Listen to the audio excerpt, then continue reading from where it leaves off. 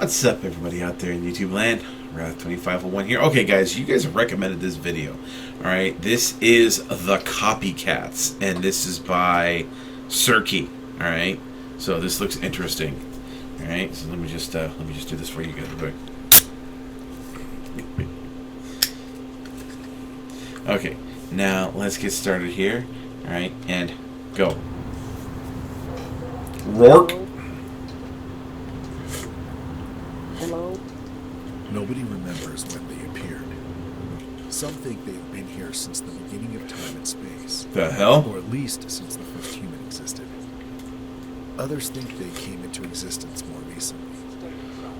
I personally don't care where they come from, or how they got here. I only really care about keeping myself alive. The Copycats. That's what we call them. Most of the time, they look almost human, trying to copy the appearances of their last victims. Oh, jeez. I say almost. Almost, huh? That ain't even almost, dude. Tall as the streetlights, or have big, bulging eyes and smiles with too many teeth. Some of them can speak, too, sort of as a way to lure us out. In reality, most of them aren't really talking, just reusing things they hear before their victims die. Someone help me, please. Their mouths never move when they speak, and they never move an inch when they do. But those who can speak don't sound human. They speak in tongues with deep voices that sound gentle, masking their violent natures, calling out for their victims, asking them to accept their fates, to finally accept death and come to them, the Reapers. Kids, come out of your room. They like to live in dark spaces, areas where you can't tell if they're human or not. Basements. It had to be pretty damn dark. Anywhere with a shadow to conceal them.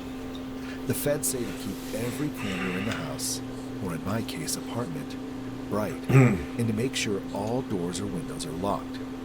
Because once they get in, anyone inside will never come back out. I was sure that my apartment was safe, that I could live there forever. But recently, people have been running low on food.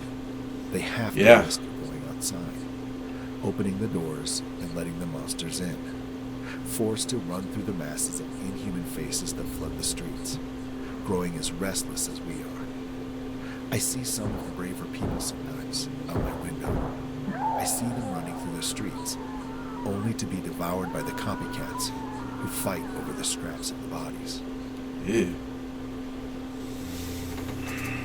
It's been weeks now. I'm almost out of food. I'm pretty sure the other people in my apartment building have died, either of starvation or by running into the copycats. I've noticed that the lights have been flickering in the apartments, and that the rent forms have stopped coming in. I don't know if anyone else is alive. I don't know how long I'm going to last in this hell. Some people might say I'm the lucky one, surviving this long. Personally, I think it's hell. Watching as people I love die, as the world around me dies, as this new race of monsters climbs its way to the top of the food chain, wiping us out in the process. I'm keeping this journal in case I'm not the only one, in case there are others out there who somehow manage to survive against these monsters, in case someone finds me, dead or alive. Day one. Okay, this is getting creepy. This is pretty creepy. I can't do anything but keep the doors locked and keep my neighbor's shotgun at my side, though I doubt the gun will do anything against them. From what I remember from the news, the military tried to use tanks against them, barely making a dent in the copycats' numbers before being consumed by the freaks.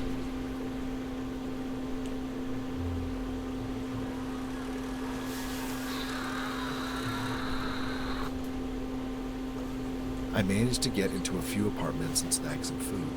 If they're strong, why don't they just rip open the... Monsters that got in during the food runs. They know I'm here now. Why don't they just rip open the door then? If they're that strong. I saw one of my neighbors today, or I guess whatever saw them last. I remember that she was a nice old woman with kind, caring eyes and always helped other tenants with groceries. The kind of neighbor who would show up to your door when you first move in with a plate of Who's cookies in there? hand. Now she was different, Stay away from me. forced to become one of the worst disguises that I've ever seen a copycat use. I ran the other way when I saw her. Making a lot of damn noise.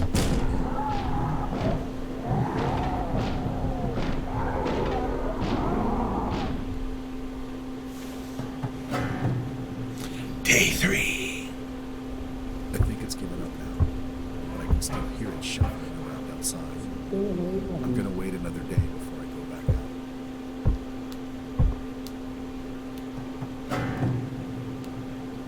It was waiting. It wasn't moving. It wasn't breathing. It was just standing there, waiting for the door to open. It sounds like it's banging on the door. Something stay alive that long. Over 24 hours without a single breath of air. I guess I should count myself lucky that I was able to shut the door.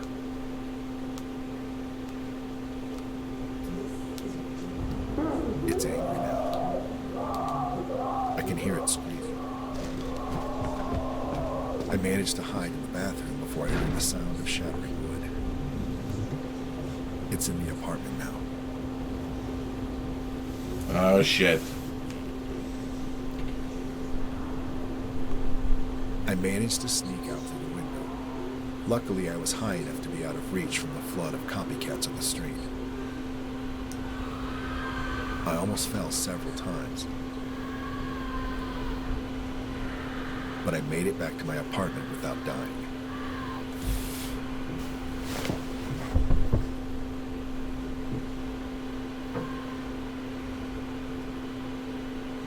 Making a lot of noise. The food started to rot. I was trying to scavenge, sneaking around the hidden in the hallway, and found a couple cans of food. Nothing special. Just some loosely screwed shut jars of beans, tomatoes, and peaches.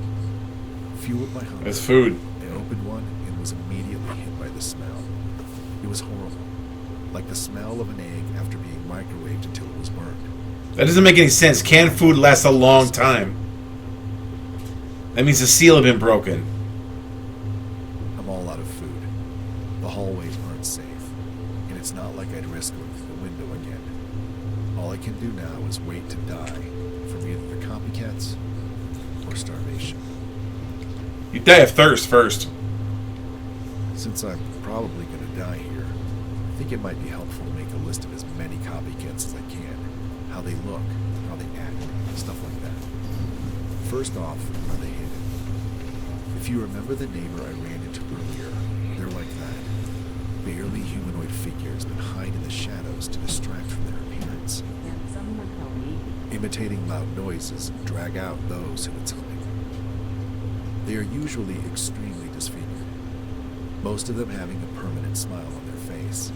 Yeah, Spans creepy. heights from 6 feet all the way up to 10 feet tall. They could put Big themselves bitch. into some sort of self-induced hibernation of sorts, where their bodies cease any and all activity. This can last for an undetermined amount of time. The longest I've seen this happen for was a day. I think that they do this to trick their prey out of hiding. Next are the muttering. They look almost the same as the hidden, albeit smaller, only growing to around 7 feet max.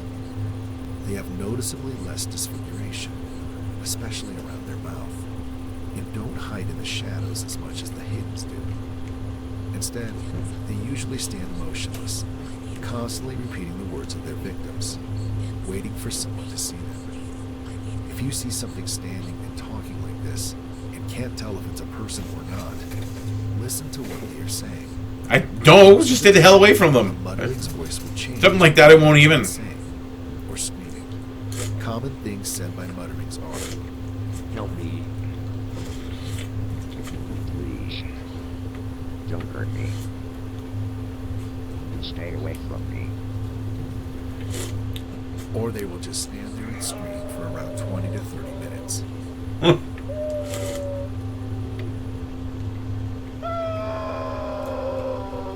The third kind are what I like to call stalkers. They're some of the most dangerous of the copycats. They grow to around 6 feet tall and can go weeks Ew. without eating. behind doors, completely still and motionless, and strike the moment the door opens.